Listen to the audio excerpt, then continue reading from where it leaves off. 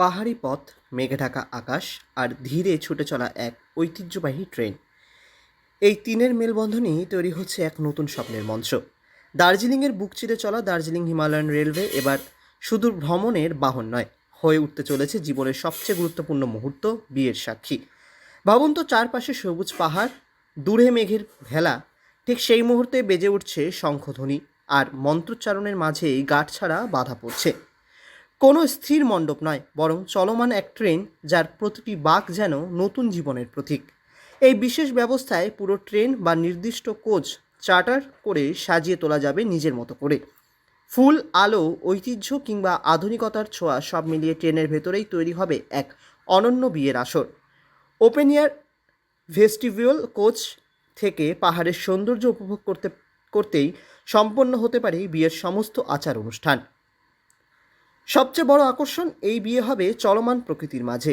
Train ছুটবে দার্জিলিংয়ের আঁকাবাঁকা পথে, কখনো মেঘের ভেতর দিয়ে, কখনো সবুজ চা বাগানের পাশ কাটিয়ে, আবার কখনো অন্ধকার টানেল পেরিয়ে আলোয় ফিরে এসে। প্রতিটি মুহূর্তেই হয়ে উঠবে ছবির মতো, স্মৃতির মতো।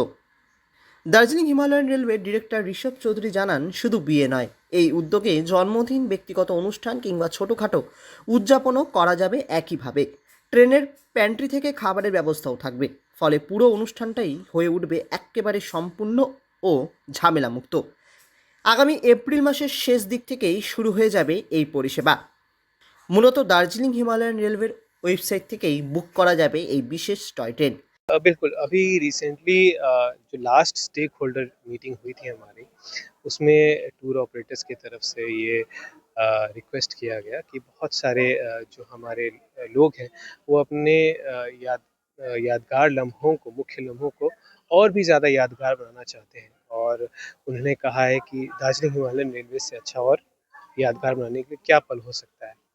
तो बिल्कुल we are working on it कि हम शादियां हों या बर्थडे पार्टीज़ हो, वो अपने टूरिस्ट को अवेलेबल करवा पाएँ।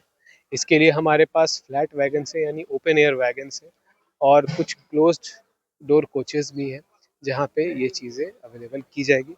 अभी फ़िलहाल we are working on the matrix of it, लेकिन होपफुली बाई अप्रैल एंड हम लोग इसको चालू कर देंगे।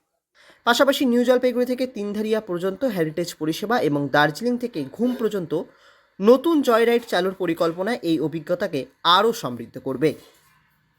দার্জিলিং থেকে ঋত্বিক ভট্টাচার্যের রিপোর্ট, লোকাল 18 বাংলা।